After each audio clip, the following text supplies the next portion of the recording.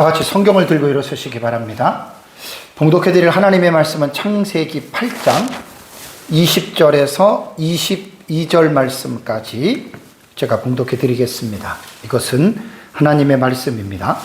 노아가 여호와께 제단을 쌓고 모든 정결한 짐승과 모든 정결한 새 중에서 제물을 취하여 번제로 제단에 드렸더니 여호와께서 그 향기를 받으시고 그 중심에 이르시되 내가 다시는 사람으로 말미암아 땅을 저주하지 아니하리니 이는 사람의 마음이 계획하는 바가 어려서부터 악함이라.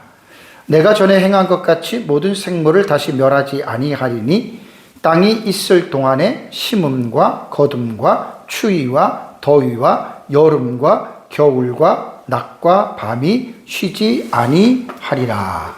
아멘. 네, 앉으시기 바랍니다. 오전 예배 시간에는 노아가 방주에 들어간 이후부터 방주에서 나올 때까지에 대한 전 과정, 노아의 방주 일지라 그러죠. 거기에 대해서 제가 여러분들에게 말씀을 드렸습니다. 노아가 방주에 들어가던 날이 노아 600세 둘째 달 열흘, 그러니까 창조연제로 말하면은 1656년이죠. 이제 주전으로 말하면 2458년경이 됩니다.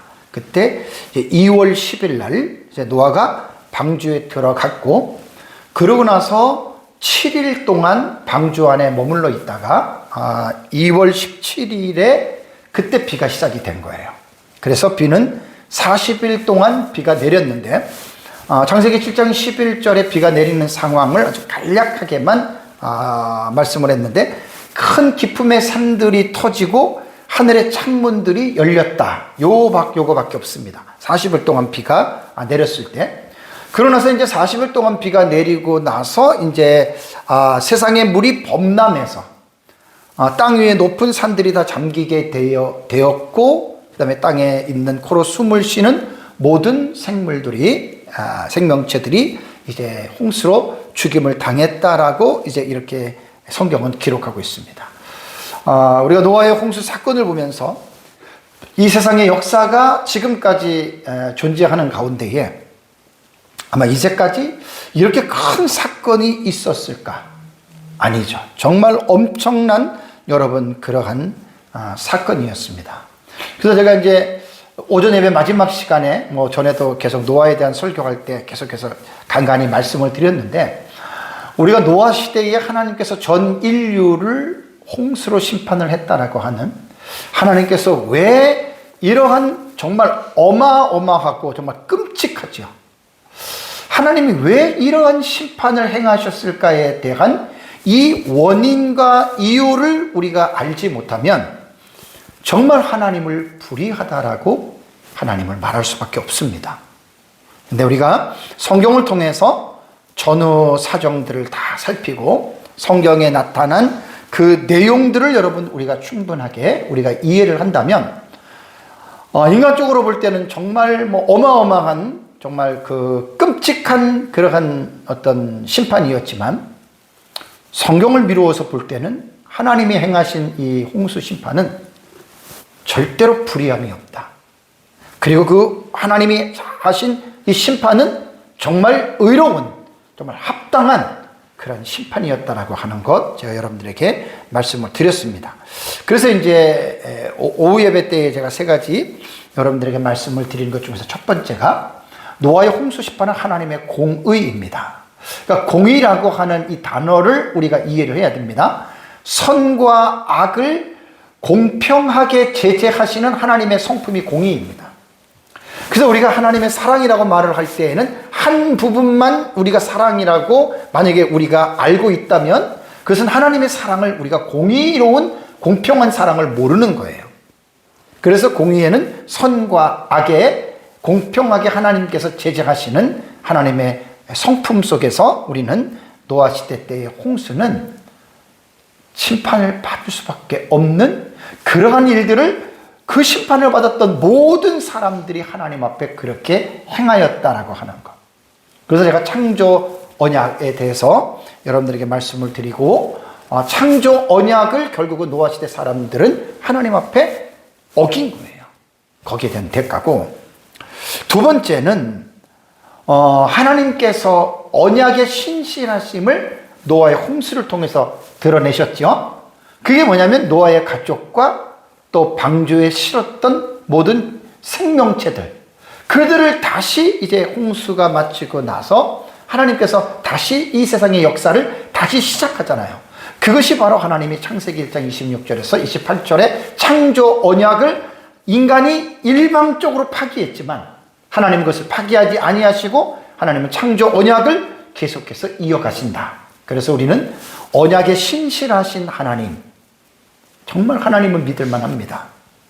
다음에 이제 세 번째 여러분들에게 말씀을 드린 것들이 노아의 홍수를 통해서 우리가 좀 결심하고 결단해야 될 게 뭐냐면, 인간은 하나님 앞에 우리는 청직이라고 하는 사실을 잊으시면 안 됩니다. 그러니까 하나님이 사람을 지으실 때 하나님의 형상과 모양, 젤렘과 드무트예요. 형상과 모양으로 지으셨고, 그리고 인간에게 만물의 영장의 지위를 주신 것은 하나님이 인간에게 주인이신 하나님의 만드신 소유물을 위탁한 거예요. 그리고 인간은 청지기로서의 그것을 관리하도록, 감당하도록 인간은 하나님으로부터 청지기의 어떤 그 임무를 부여받았는데, 이 청지기의 직무에 있어서 선한 청지기가 있고 악한 청지기가 있는데, 우리는 선한 청지기로서의 그 길을 걸어가야 된다라고 하는 여러분들 이 말씀에 대해서 여러분들에게 말씀을 드렸습니다. 이제 이번 시간에는 노아가 방주에 있었던 총 기간이 1년하고 17일이었습니다. 1년하고 17일 동안 방주에 있다가 노아가 이제 나와서 노아가 어떻게 했느냐, 그것이 오늘 조금 전에 봉독해드린 8장 20절에서 22절에 있는 그러한 내용입니다. 자, 먼저 노아가 나와서 무슨 일을 했냐면 하나님께 번제를 드리죠. 8장 20절을 보면 노아가 여호와께 제단을 쌓았다. 제단을 쌓고 모든 정결한 짐승과 모든 정결한 새 중에서라고 했습니다. 짐승과 새 중에서 그것들을 제물로 취하여서 하나님 앞에 어떻게 해요? 번제로 드렸다. 각을 뜨고 죽이고 거기서 이제 기름을 다 제거하고 그리고 이제 하나님 앞에 드렸다라는 여러분 이제 그러한 말입니다. 1년 17일 동안 방주에 있던 노아 가족들이 방주에서 나온 이후에 정말 하나님 앞에 드렸던 이 번제, 과연 어떠했을까? 여기서 사실 몇 가지 궁금한 부분들이 있습니다. 노아의 마음은 어땠을까? 우리가 그냥 일반적으로 생각을 한다면 말할 수 없는 기쁨, 감사, 즐거움, 또 그 하나님에 대한 경외, 하나님에 대한 어떤 존경, 말할 수 없는 어떤 그러한 마음을 가졌을 것입니다. 이건 이루 말로서 형용할 수 없는 이제 그러한 노아의 마음을 우리는 생각을 해볼 수가 있습니다. 창세기 6장을 보면 노아가 600세 때에 이제 홍수가 났잖아요. 480살 되던 해에 하나님께서 노아에게 자신의 계획을 말씀하시죠. 그들의 날은 120년이 될 것이다. 여기서 말하는 창세기 6장 3절에 120년은 노아가 방주를 만든 배를 만든 기간이 아니죠. 하나님께서 사람을 심판하시겠다라고 결정했던 그때가 노아가 480살 되던 해고, 그때부터 홍수가 날 때까지 120년이라고 하는 그러한 기간을 하나님께서 사람들에게 주셨다. 그렇다면 120년 동안은 하나님께서 사람들에게 주신 것은 뭐냐면 쉽게 말하면 집행유예예요. 형의 집행을 하나님께서 120년 동안을 하나님께서 유예하셨다. 곧 홍수를 내릴 것을 하나님은 곧바로 내리지 아니하시고 120년 동안이라고 하는 기간을 통해서 그 노아의 홍수를 하나님께서 유예하셨다라고 하는 말입니다.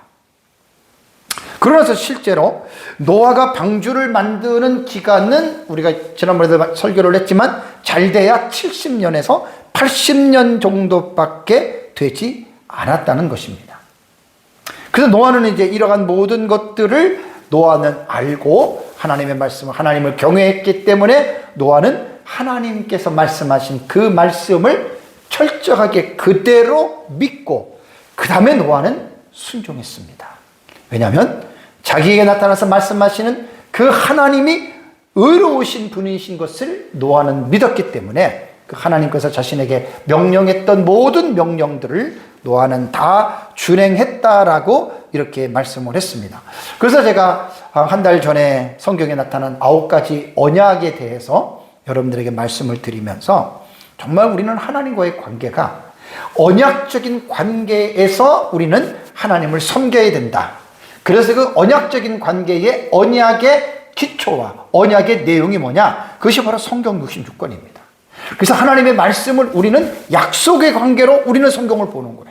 주 예수를 믿으라 그리하면 너와 내 집에 구원을 얻으리라. 약속이거든요. 믿으면 구원을 얻고 또 믿지 아니하는 자는 정죄를 얻으리니 전부 다 약속입니다. 내 말을 순종하면 내가 너에게 복을 주겠다. 다 약속의 관계로 언약의 관계로 우리는 여러분 성경을 우리는 봐야 된다라는 말입니다. 그래서 여러분 구약 성경을 보면은 구약 성경을 올드 테스트먼트라 그러죠. 이게 오래된 언약이라는 말입니다. 옛날의 옛 계약이라고 이렇게 말을 합니다.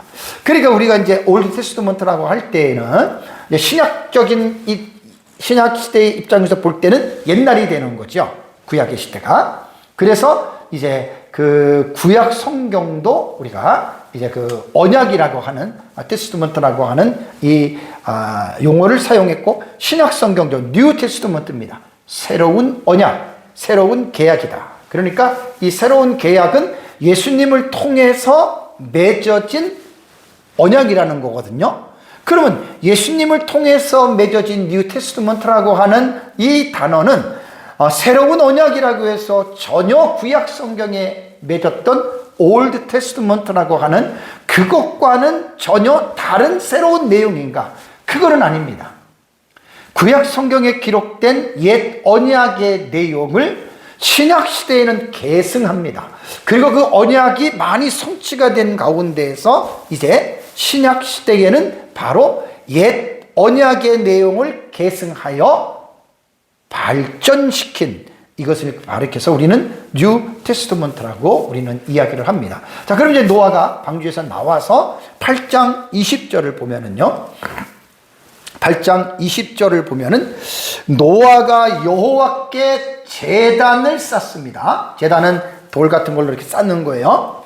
제단을 쌓고 모든 정결한 짐승, 모든 정결한 새, 짐승과 새인데 조건이 정결한 것. 정결한 짐승과 새 중에서 제물을 취하였다. 그 짐승을 죽이는 거예요. 다 발라내고 피를 빼고 번제, 그 짐승의 희생의 제물을 하나님 앞에 번제는 오퍼링 드린다는 거잖아요. 그 제단에 놓고 이제 노아는 하나님 앞에 이제 이 제물을 드렸습니다. 조금 전에 말씀드린 대로 노아의 마음을 우리는 충분히 10분 우리는 이제 이해할 수가 있습니다. 근데 이제 여기서 이제 궁금한 게 뭐냐면, 그렇다면 노아 시대에 제사 제도가 있었습니까?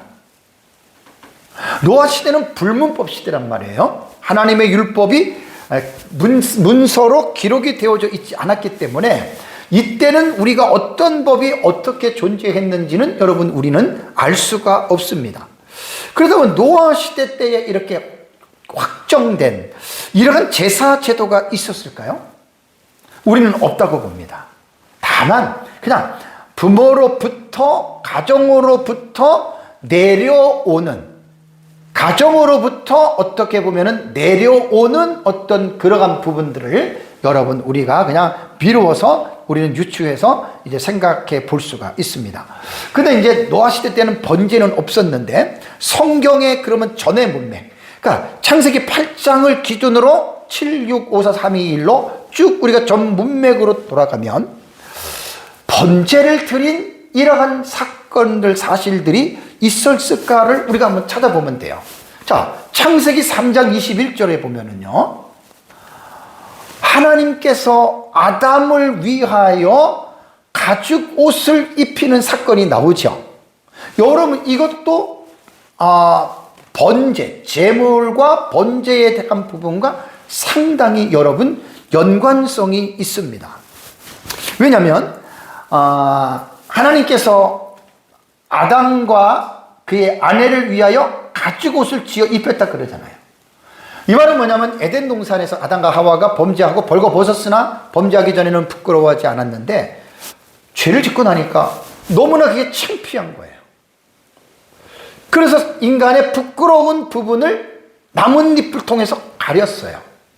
근데 시간이 지나면서 온도에 의해서 나뭇잎이 말라지고 떨어지니까 또 다시 그들이 이제 나뭇잎을 가지고 부끄러운 부분을 가리다 보니까 창세기 3장 21절에는 하나님이 아예 반영구적인 그러한 부끄러운 부분을 가릴 수 있는 새로운 방안을 하나님께서 모색하시죠.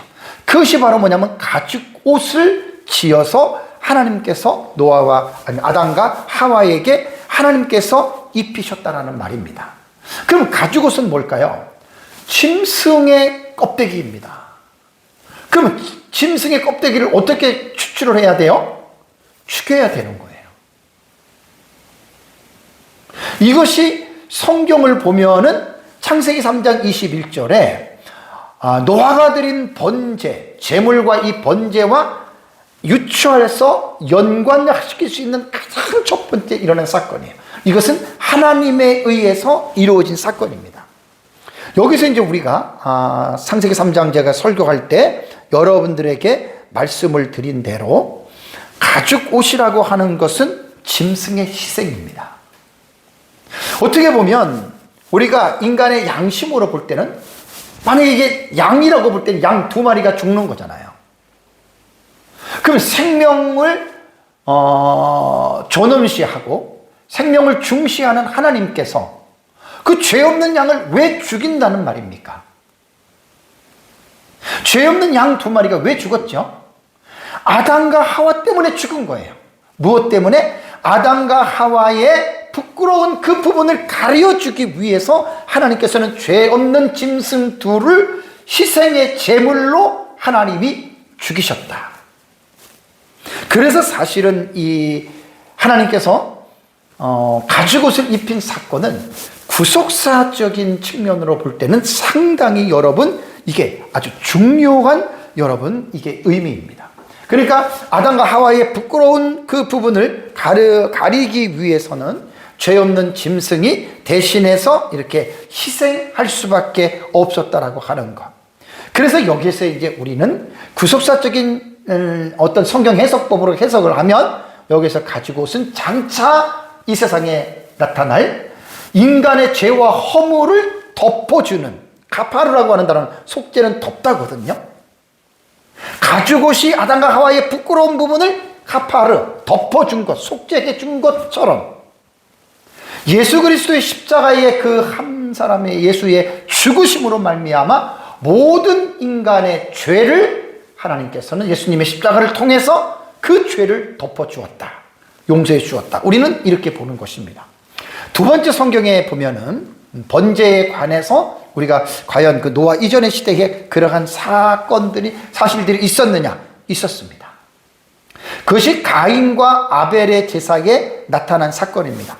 창세기 4장 3절과 4절을 보면은 아벨과 가인이 하나님 앞에 제사를 드리잖아요. 제물을 드리잖아요.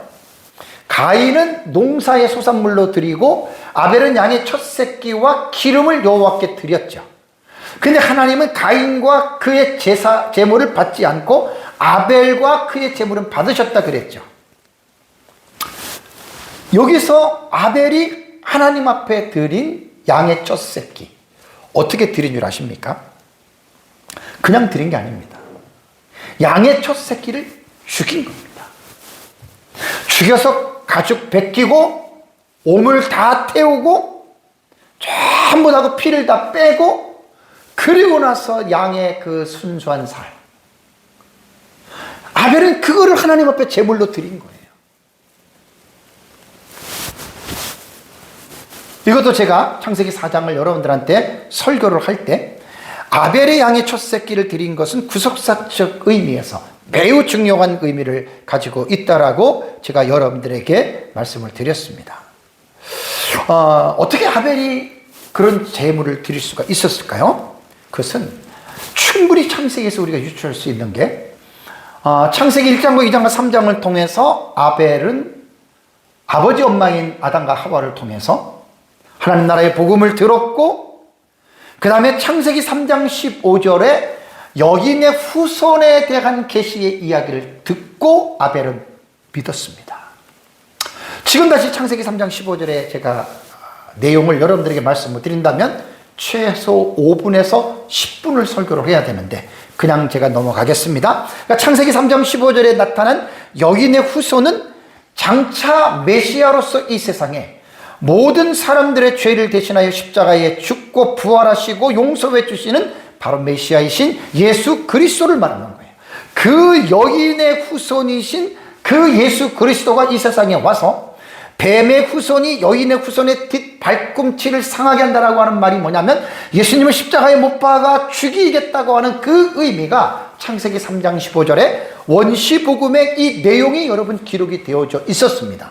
그러니까 아담은 그 사실을 하나님이 창세기 3장 15절에 자신들에게 죄에 대한 선고를 할 때, 벌에 대한 선고를 할 때 아담은 알아들었고, 그리고 이 아담은 자녀들에게 계속해서 창세기 3장 15절에 여인의 후손에 대한 메시아의 피 흘려 죽으심에 대해서 아담과 하와는 자녀들에게 계속해서 전했고, 아벨은 그 사실을 받아들였기 때문에 하나님 앞에 번제를 드릴 때 아벨은 구속사적인 측면에서 양의 새끼를 죽이면서 자신의 죄를 장차 이 세상에 메시아로 오실 예수 그리스도의 십자가의 죽음의 희생을 아벨은 믿었다는 거예요.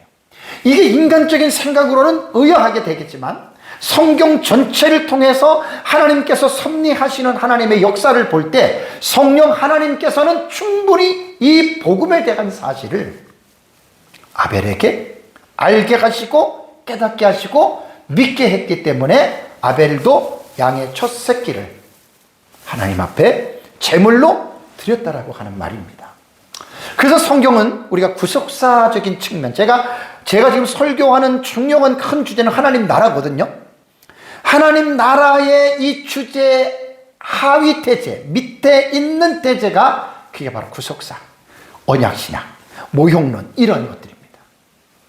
그래서 그런 구속사로 볼 때에 아벨이 하나님 앞에 드린 양의 첫 새끼는 상당히 여러분 이러한 중요한 의미를 여러분 가지고 있다라고 하는 말입니다. 그래서 히브리서 11장 4절을 보면 믿음으로 아벨은 그랬죠. 가인보다 더 나은 제사를 하나님께 드림으로 어떻게 해요? 의로운 자라 하시는 증거를 얻었습니다. 똑같이 가인이 드리고 아벨이 드렸는데 사실 이 텍스트에서는 중요한 게 뭐냐면요, 구속자적인 것도 보겠지만 중요한 건 믿음입니다. 가인이 어떤 그 곡물을 가지고 제물을 드렸다 그래서 가인이 잘못 드렸다 이렇게를 우리가 보면은 안 됩니다. 그래서 제가 창세기 4장 여러분들이 해석할 때 말했지만 구속사적인 해석으로만 해석하면 안 돼요. 중요한 거는 뭐냐면 믿음입니다. 믿음. 그러니까 가인은 제물은 드리기는 했지만 믿음으로 드린 게 아니에요. 형식적으로 억지로 드렸다 그 말입니다. 근데 아벨은 믿음으로 드렸습니다. 그러면서 이제 그 뒤에 보면 하나님이 그 뭐요? 예물에 대하여 증언하셨다. 예물에 대해서 증언은 두 가지입니다. 믿음으로 예물을 드렸다는 것이고, 또 하나는 구속사적인 측면에서 아벨은 피 흘림에 대한 속죄의 이 믿음을 가지고 아벨이 하나님께 제물을 드렸다. 그래서 그 믿음으로써 지금도 말하느니라. 제가 지금 이 본문을 가지고 여러분들에게 설교를 하고 있지 않습니까? 자, 그렇다면 노아가 드린 번제의 의미, 다시 보면 8장 20절에 노아가 여호와께 제단을 쌓고 모든 정결한 짐승과 모든 정결한 새 중에서 제물을 취하여 번제로 제단에 드렸다. 노아는 자기의 조상이었던 아벨, 더 올라가면 인류의 시조였던 아담과 하와, 그 부모로부터 내려왔던 하나님의 나라에 대한 복음을 깨닫고 하나님 앞에 짐승의 피 흘림의 이 제사를 통해서 자신의 속죄까지 바라보는 믿음을 가지고 노아가 하나님 앞에 제물을 드렸다, 이렇게 생각하셔야 됩니다. 단순히 그냥 기쁘고 감사하고 좋아서만 드렸다가 아니라 여기에는 하나님께서 가장 중요하게 보시는 의의가 뭐냐면, 첫째 그 의의가 뭐냐면 믿음입니다.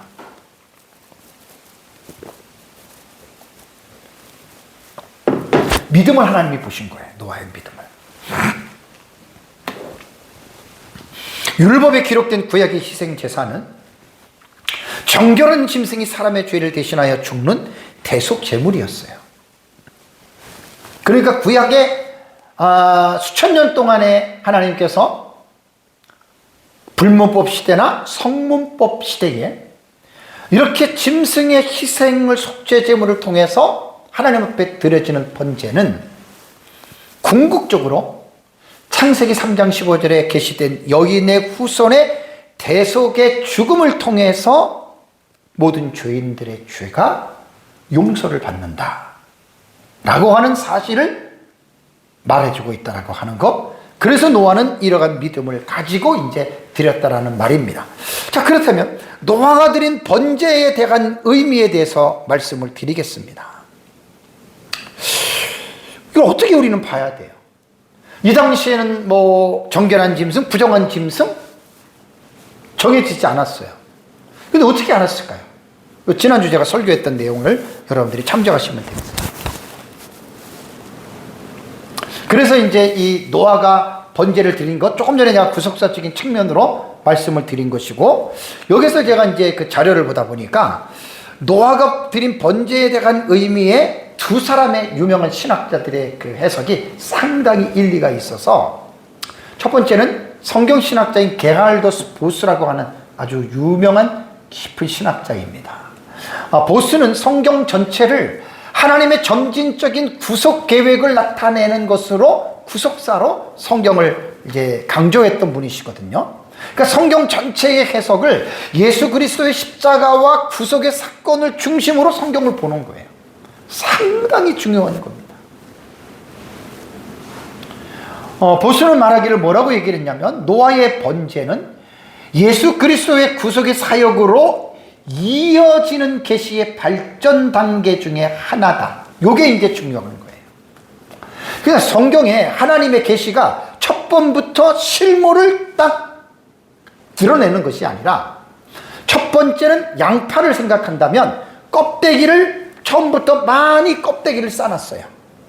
그리고 시간이 지나면서 양파 껍데기를 하나하나 뺏기면 속에 알맹이가 나오듯이, 바로 구속사에 대한 이 계시가 바로 예수 그리스도의 십자가의 죽으심이 구속사의 실물인데, 이 실물을 하나님께서는 처음부터 여러 개의 양파 껍질처럼 쌓아놓고 그것이 한 커플 한 커플 벗겨지면서 그것이 계시가 발전이 된다라고 말을 했는데, 보수는 창세기 8장 20절에 노아가 드린 이 번제는 단순한 종교 행위가 아니라, 참 잘 본 겁니다. 단순한 종교 행위가 아니라 하나님의 언약적 행위에 대한 인간의 응답이며, 이 응답이 희생을 통한 속죄라는 패턴을 따라 결국 예수 그리스도의 십자가로 향하게 된다.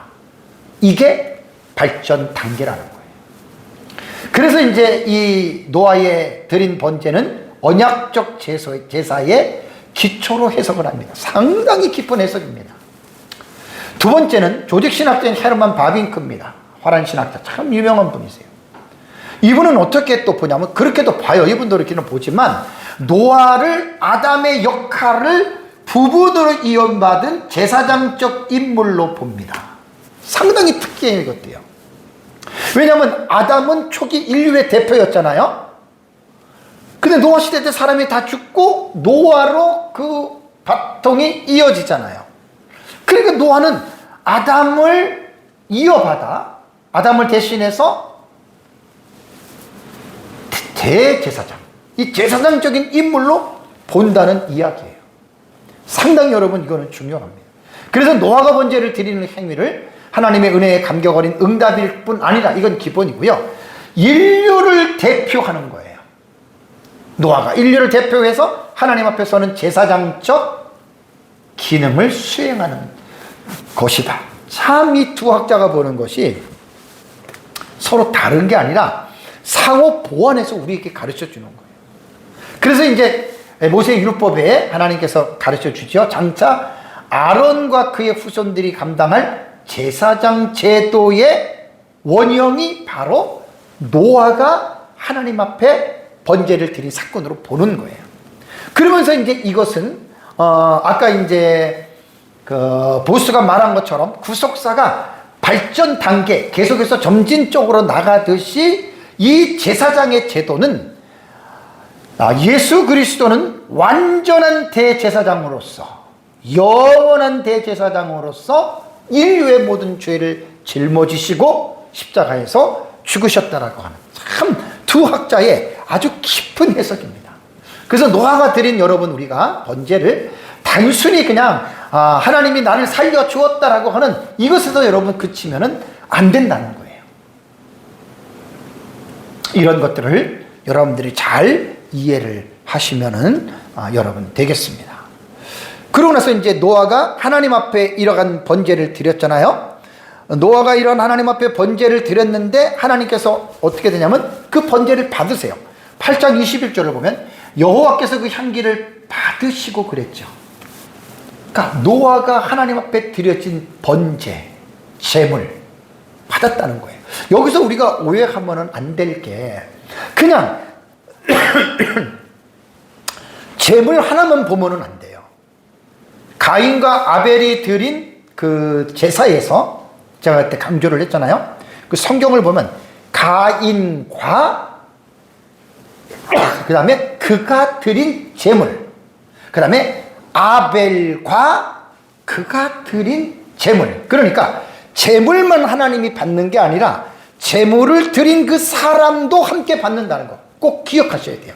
그러니까 노아가 정결한 짐승을 드린 제물만 받은 게 아니라 노아까지도 하나님이 받으셨다는 거예요. 뭐지요? 노아의 믿음입니다. 단순한 짐승만 드린 게 아니라 이 짐승의 희생을, 짐승을 죽이면서 이 짐승의 희생을 통해서 노아도 자기 자신의 죄가 장차 오실 메시아이신 이 희생의 대속의 제물을 통해서 나도 죄를 용서받을 수 있다고 하는 노아는 이 믿음이 있었다는 거예요. 그러니까 하나님은 그 믿음을 보시고 그 향기를 하나님께서는 받으셨다라고 하는 말입니다. 그래서 이제 히브리서 11장 4절에도 믿음으로 아벨은 아까 말씀드렸어요. 또 11장 10절엔 믿음으로 노아는 노아가 했던 모든 것들을 믿음으로 한 거예요. 속죄에 대한 믿음입니다. 이거를 여러분들이 잘 이제 기억을 하셔야 됩니다. 그래서 히브리서 11장은 이제 믿음을 강조하고 있기 때문에 그 믿음은 단순히 나는 하나님을 믿어 그게 아니에요.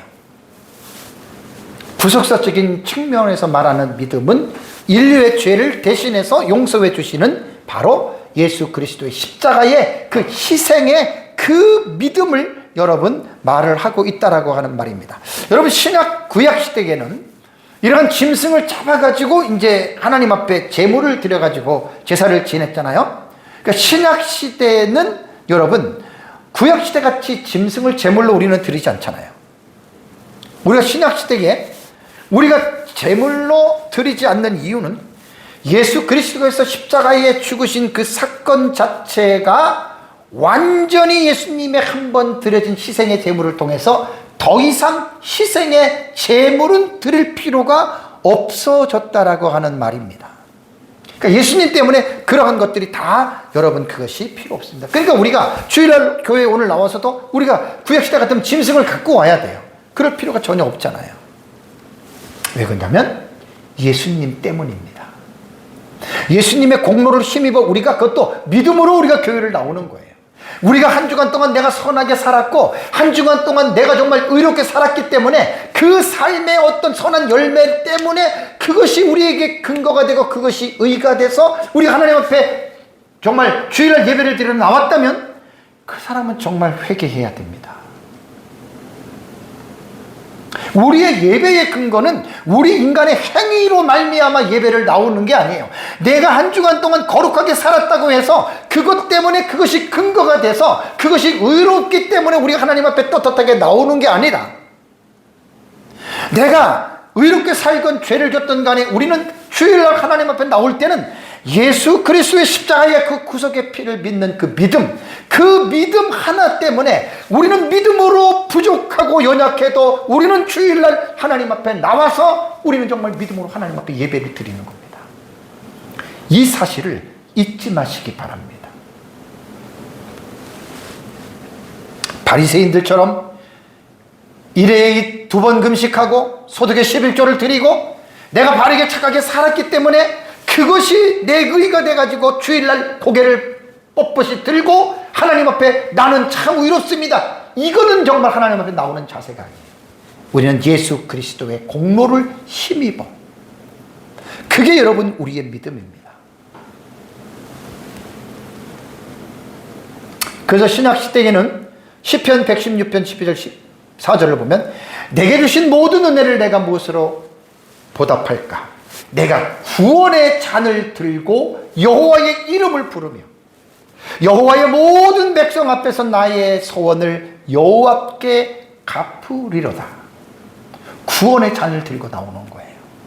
구원의 잔은 내가 만든 구원이 아니잖아요. 값없이 주신 하나님의 구원의 은혜입니다. 여기에서 구원은 바로 예수 그리스도의 십자가의 공로입니다. 그래서 구원의 은혜에 대한 감사는 책임감, 신앙의 실천, 헌신, 이런 것들이 신약시대의 그리스도인들의 삶이 되어져야 됩니다. 그러면서 이제 두 번째 우리가 21절과 22절의 말씀을 보면 하나님께서 노아에게는 일방적으로 언약의 말씀을 하십니다. 그것이 21절 22절입니다. 여호와께서 그 향기를 받으셨지요. 그리고 그 중심에 이르시기를 뭐라고 하나님이 이르시냐면 다시는 사람으로 말미암아 땅을 저주하지 아니하리니 왜 안 하시겠다는 거죠? 그 이유는 사람의 마음이 계획하는 바가 어려서부터 악하기 때문이다라고 하는 것 하나님이 이렇게 말씀을 하십니다. 그래서 하나님이 뭐라고 말씀하냐면 내가 전에 행한 것 같이 모든 생물을 다시 멸하지 아니하리니 땅이 있을 동안에는 심음과 거둠과 추위와 더위와 여름과 겨울과 낮과 밤이 쉬지 아니하리라. 이 말씀에 대해서 이제 함께 여러분들에게 말씀을 제가 이제 풀어서 말씀을 드리도록 하겠습니다. 자, 다시는 사람으로 말미암아 땅을 향기를 받으셨고 저주하지 않으시겠다라는 말이 나오죠, 그죠?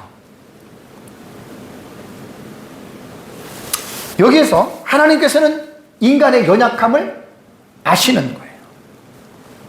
그러면서도 여기에서 다시는 저주하지 않겠다는 말은 뭐냐면 심판보다는 구속과 회복의 길을 내가 이제 이끌어 가겠다, 이러한 뜻입니다.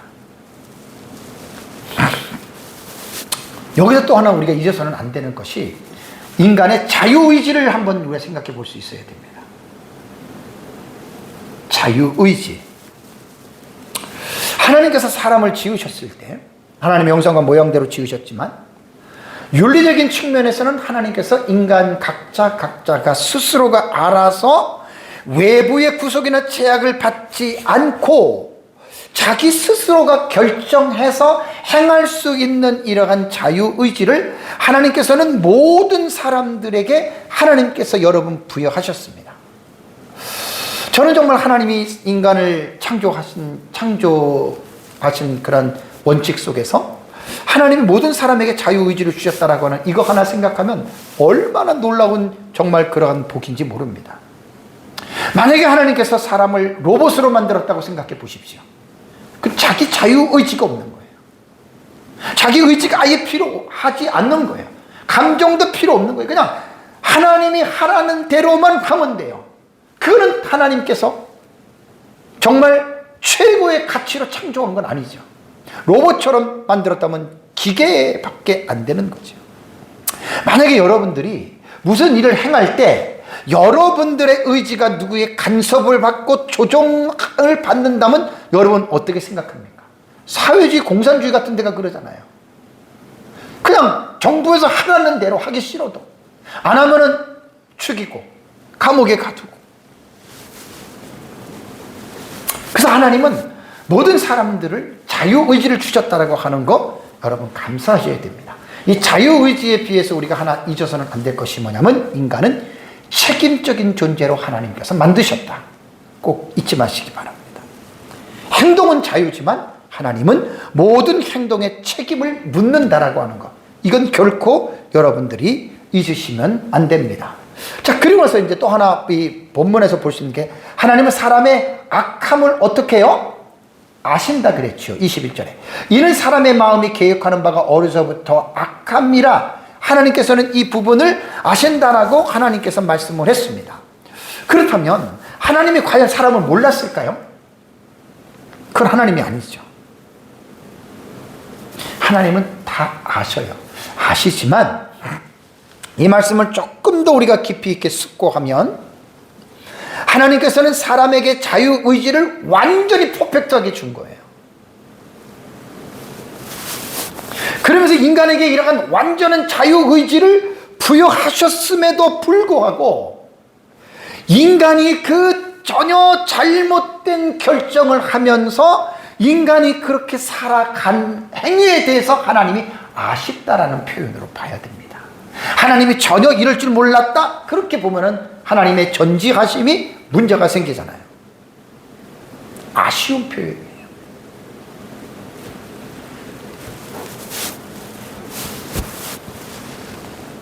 사람은 자기 마음에 느끼는 대로 살면 안 됩니다.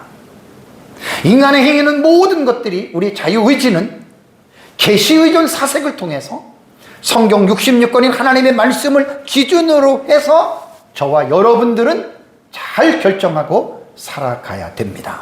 다음에 네 번째 21절을 보면 세상이 존재하는 동안에 연속되어지는 일들을 말하죠. 땅이 있을 동안에는 이 전제는 땅이 없어질 때가 있다라고 하는 전제를 두고 하는 말입니다. 되게 중요한 거예요. 이거는 땅이 없어지는 것은 요한계시록을 가면 땅이 없어지는 게 나와요. 자, 땅이 있을 동안에는 어떻게? 심음과 거둠과 추위와 더위와 여름과 겨울과 낮과 밤이 쉬지 아니하리라라는 여러분 말이 나옵니다.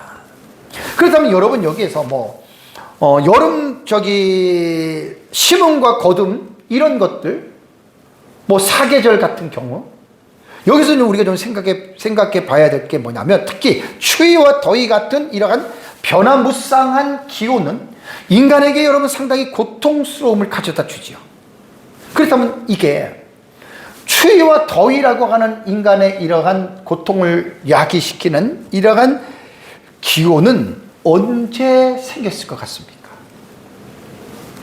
노아 홍수가 일어나고 나서 이게 이루어졌을 것 같아요? 아니면 노아 홍수 이전에도 이런 일이 있었다고 생각하십니까? 상당히 중요한 거예요. 다수의 개혁신학자들은 추위와 더위나 이런 것들은요 노아 홍수 이후에 생긴 게 아니라 노아 홍수 이전에도 추위와 더위 같은 이러한 자연의 자연이 인간에게 고통을 안겨주는 일이 있었다고 봐요. 왜요?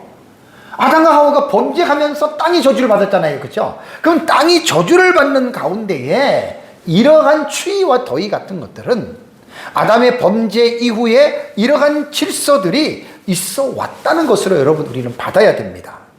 그렇다면 여기서 지금 다시 한번 하나님께서 심음과 거둠과 추위와 더위와 여름과 겨울과 낮과 밤이 쉬지 아니하리라라고 하는 여러분 이 말씀은 뭐냐면 노아 홍수 때에는 갑작스러운 엄청난 여러분 이게 상상할 수 없는 사건이 벌어졌잖아요.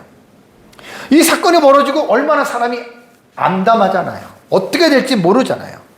그러니까 여기서 말하는 것은 뭐냐면 하나님께서 노아 홍수 이후에 새롭게 세워지는 질서들이 있기는 하지만 지금 여기서 말한 22절에 말한 이것은 새로운 질서가 아니라 이전부터 있었던 질서들이 계속 연속되어지면서 이어진다라고 하는 여러분 이 말씀 속에는 하나님께서 많은 노아의 가족들이나 얼마나 혼란스럽겠습니까? 노아 시대처럼 어떤 특별한 상황이 또 생기면 이거 어떡하나? 라고 하는 어떤 그러한 상황에서 하나님께서는 그럴 일이 없다라고 하는, 그래서 그들의 마음속에 어떤 불안을 잠재워주기 위한 이전의 질서가 계속해서 연속될 것이라고 하는 이러한 안정을 주기 위한 말씀이라고 여러분이 이제 생각을 하시면 됩니다. 사랑하는 성도 여러분, 하나님은 공의의 하나님이시기 때문에 노아 시대의 땅의 모든 사람들이 하나님의 창조 언약을 파기하고 포악함이 땅에 가득했기 때문에 그들을 홍수로 심판하셨습니다. 이러한 심판 가운데서도 하나님은 창조 언약을 기억하시고 그 언약을 보존하기 위해서 노아의 가족들을 살리시고 땅에 존재하는 생명체들을 방주 안에서 보존했다가 그들을 통해서 세상의 역사를 다시 하나님께서 이끌어 가셨습니다. 노아가 하나님께 드린 번제는 구속사적인 입장에서는 매우 중요한 의미를 가지고 있다 그랬어요. 속죄의 제물입니다. 그래서 창세기 3장 15절에 원시 복음에 기록된 여인의 후손이 뱀의 후손에 의해서 발꿈치를 상하게 하는 사건이 십자가에 죽으신 사건이잖아요. 사탄에 의해서 예수님께서는 유대인들과 로마 군병들에 의해서 십자가에 죽는 거예요. 이게 창세기 3장 15절에 나타나는 여인의 후손의 계시에서 여러분 이 부분이 나타냅니다. 그래서 사실 최초의 복음, 원시 복음이 창세기 3장 15절이잖아요. 그래서 그 복음을 통해서 우리는 이미 예수 그리스도의 십자가의 죽음의 그 은혜를 통해서 구약시대 사람부터 모든 사람들이 구원을 받을 수 있다라고 하는 것. 그래서 창세기 3장 15절에 우리는 여인의 후손의 십자가에 죽는 사건, 그거를 꼭 기억을 해야 됩니다. 자, 예수님께서 공생의 사역에 이렇게 말씀하셨습니다. 마태복음 20장 28절을 보면 인자가 온 것은, 예수님 자신을 말하죠, 섬김을 받으려 함이 아니라 도리어 섬기려 하였습니다. 그 섬김이 뭐죠? 자기의 목숨을, 예수님의 목숨을 많은 사람들의 어떻게 대속물로 주려 함이라. 그래서 예수님은 십자가에서 대속의 제물로 예수님께서는 여러분 십자가에서 피 흘려 죽으셨다는 말입니다. 사실 구속사적인 측면에서 구약시대의 희생제물, 이것이 전부 다 예수님의 십자가의 죽으심이라고 하는, 이것이 사실 성경에서 말하는 구속사의 가장 여러분 중요한 희생제사의 핵심이라고 하는 말입니다. 그래서 히브리서 10장 10절에서 12절을 보면 이 뜻을 따라 예수 그리스도의 몸을 단번에 들이심으로 말미암아 우리가 거룩함을 얻는노라. 여기 보면 제사장마다 매일 서서 섬기며 자주 같은 제사를 드리되, 구약시대 때는 매일 번제를 드렸잖아요. 매일 제사를 드렸잖아요. 매일 드렸거니와 이 제사는 언제나 죄를 없게 하지 못하거니와 매일 죄를 용서받고 또 지면 죄를 용서받고, 구약은 계속 그렇게 반복적이었어요. 그런데 오직 그리스도는 죄를 위하여 한 영원한 제사를 드리고 한 번의 제사를 드리고 끝났어요. 그 제사가 십자가에 죽으십니다.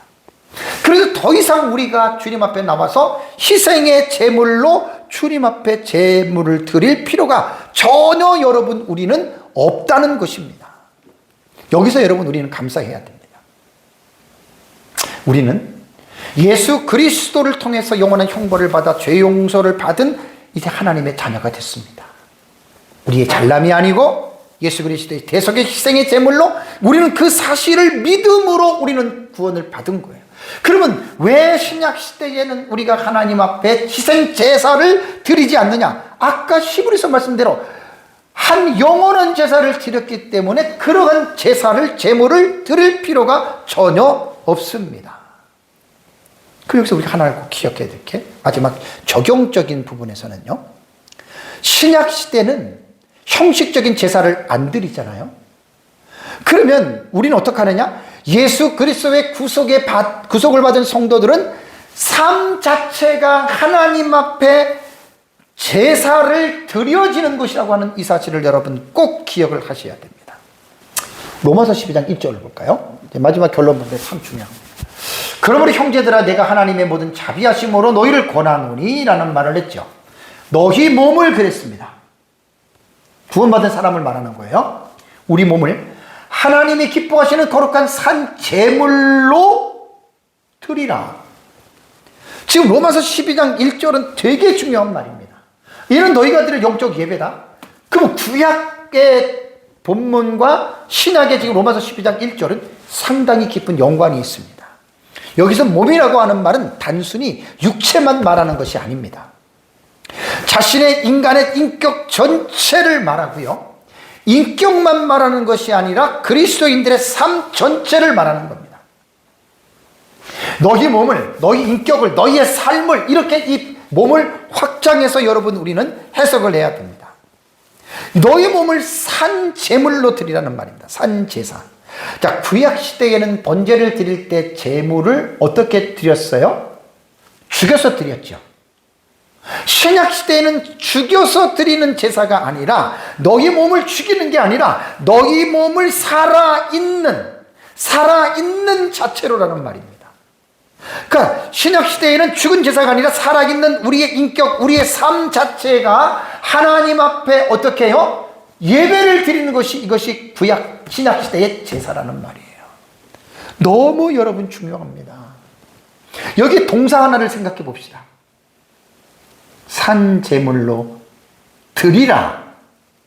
드리라라고 하는 여러분 이 동사는요, 파라스테사이라고 하는 이 단어인데 원형이 파라스테미입니다.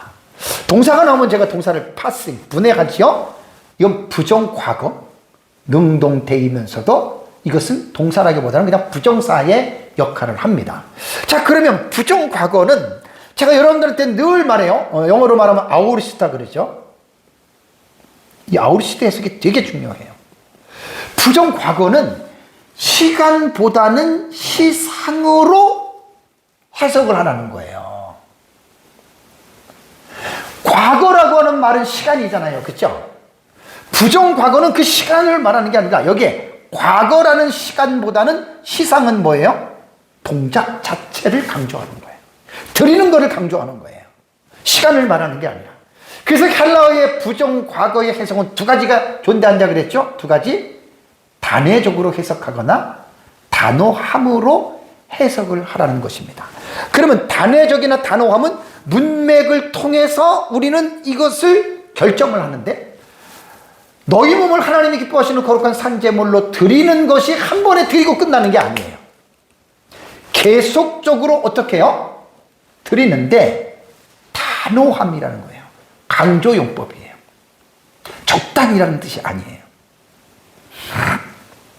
그리고 여기서 능동태잖아요. 능동태. 우리의 인격, 우리의 모든 삶이 하나님이 기뻐하시는 거룩한 산 제물, 그래서 그런 삶을 살아가야 되는데 이 움직임의 표시는 되잖아요. 방향의 표시는. 능동태는 뭐지요? 스스로 자원하는 마음으로 하라는 거예요. 억지로 하라는 말이 아니에요.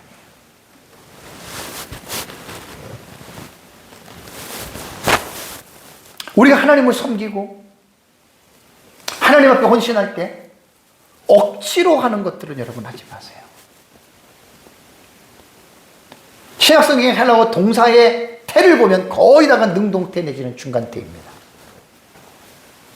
아까 말씀드린 대로 하나님은 우리에게 자유의지를 주셔서 하나님은 우리 스스로가 깨닫고 우리 스스로가 자원하는 마음으로 우리가 하나님 앞에 드려지는 이 헌신과 그 자원하는 마음으로 드려지는 그 봉사를 하나님은 받기를 원하시는 거지, 억지로 드리는 것을 하나님이 받기를 원하시지 않는 거예요. 그래서 태가 능동태라는 거예요.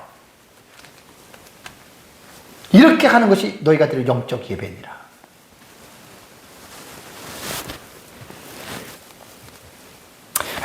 그리스도인들의 삶 자체가 제사입니다. 그러니까 우리가 교회에 와서만 신앙생활하고 교회에 와서만 하나님을 섬기는 게 아니에요. 가정에서나 직장에서나 사회에서나 그리스도인들의 모든 삶 자체가 예배를 드리는 현장이라는 말이에요. 이걸 여러분 꼭 잊지를 마시기 바랍니다. 이것이 로마서 12장이 신약시대 성도들에게 구약시대의 제사의 그 모티프가 뭐냐면, 신약 성경에 말하는 여러분 이게 구약의 모티프가 바로 이 제사거든요. 이것이 신약시대에는 로마서 12장 1절에 너희의 모든 삶 자체가 하나님 앞에 제 예배를 드리는 거다. 이거를 지금 강조하는 거예요.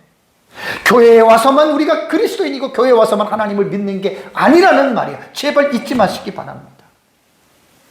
교회를 나가서 가정이나 직장이나 하나님 의식하지 않고 자기 마음대로 살다가 주일날 교회 나오면 교회에만 하나님이 계시는 것 같고 한 주간 동안 또 뭐 자기가 능동적으로 죄를 짓고도 뭐 하나님 뭐 용서해 주시고 뭐 이렇게 하고 또 딱 교회를 나갈 때는 하나님 잠깐 교회에 계세요. 저는 세상에서 또 자유롭게 살다가 또 올게요. 그게 아니에요, 여러분. 하나님은 우리를 떠나지 않습니다.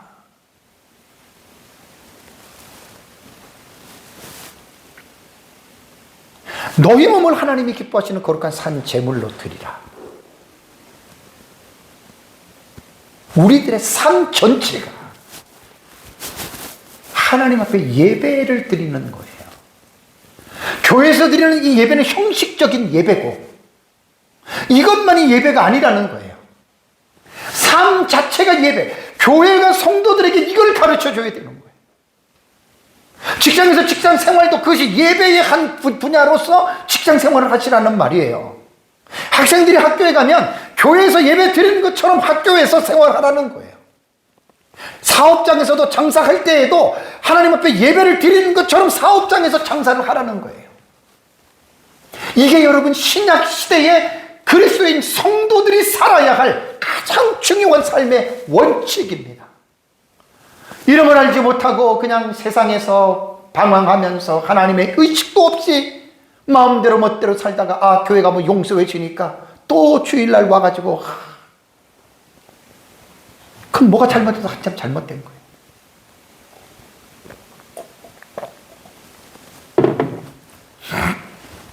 히브리서 13장 16절에 오직 뭐라고 했습니까? 선을 행함과 서로 나누어 주기를 잊지 말라 그랬죠. 선은 어디서 행해요? 교회에서 행합니까? 사회에서 행하는 거예요. 언제요? 주일날만 행합니까? 월화수목금토일 모든 일자 모든 시간에 선을 행하는 거예요. 나누어 주는 거? 교회에서만 나누어 주나요? 어디서나 나누어 주는 거예요. 그래서 뭐라고 했습니까? 잊지 말라 그러고 하나님은 뭐라고 했습니까? 이 같은 뭐라고요? 제사를 꼭 기억하시기 바랍니다. 교회에 나와서 예배만 드리는 것만 하나님이 기뻐하는 게 아니에요. 여러분들이 삶의 현장, 삶의 곳곳에서 선을 행하고 나누어주는 것 자체가 제사고 그게 예배예요. 예배. 왜 교회가 꼭 주일날 교회에 와서만 드리는 것만 예배라고 이 형식적인 예배만 강조합니까? 이것만 가르쳤던 교회, 이것만 배웠던 성도들이 교회를 벗어나면 곱비 풀린 망아지가 되는 거예요. 이게 완전히 잘못 가르친 거예요. 하나님은 우리 안에서 절대로 떠나시는 분이 아닙니다. 불꽃 같은 눈동자로 하나님은 우리를 늘 보고 계십니다. 늘 우리는 주님과 밀접하게 연합한 가운데서 우리는 정말 주님을 예배하는 예배적 인격자로 교회만이 아니라 직장이든 사회이든 어디든 간에 살아계신 하나님을 찬양하고 예배하는 삶을 가지고 직장 생활하고 사업하고 공부하고 사람을 만나면서 살아가시기 바랍니다. 그게 바로 이 같은 제사라는 거예요. 교회가 새롭게 되고 교회가 올바르게 여러분 성장하려면 제가 늘 강조하는 대로 성경을 제대로 가르쳐야 됩니다. 성도들은 성경을 제대로 배워야 됩니다. 30년, 40년, 50년 교회를 다닌 연주가 중요한 게 아니고 교회를 다니면서 여러분들이 이러한 말씀을 배워봤느냐는 거예요. 그리고 이런 의식을 가지고 정말 여러분들은 삶 자체가 하나님 앞에 내가 예배를 드리는 예배자라고 하는 마음을 가지고 여러분들이 세상을 살아가느냐 그 말이에요. 오전에 말씀드린 걸 다시 제가 정리를 하겠습니다. 고린도후서 5장 15절에 그가 예수 그리스도가 모든 사람을 대신하여 죽으심은 예수님이 왜 모든 사람을 위해서 죽었어요? 이유는 살아있는 자들로 하여금 구원받은 사람들입니다. 다시는 기억하세요. 정신 차리셔야 됩니다. 그들 자신을 위하여 살지 않고 오직 그들을 대신하여 죽었다가 다시 살아나신 이를 살게 하려 함이라. 그리스도인들은 엄밀하게 말하면 자기 인생이 없습니다. 주님의 인생입니다. 고린도전서 6장 19절에도 너희 몸은 너희가 하나님께로부터 받은 바 너희 가운데 성령의 전인 줄 알지 못하느냐. 너희는 너희 자신의 것이 아니라 값으로 산 것이 되었으니 너희 몸으로 하나님께 영광을 돌리라. 재물을 가지고 번제를 드릴 때 이제 신약시대에는 그럴 필요가 없습니다. 우리 몸 자체가 하나님 앞에 제물이 되는 건데 교회에서만이 아니라 예수 그리스도의 공로를 통해서 머무는 곳에서 하나님을 예배하는 복된 삶을 살아가시기를 주님의 이름으로 축복합니다. 우리 다 같이 함께 기도하겠습니다.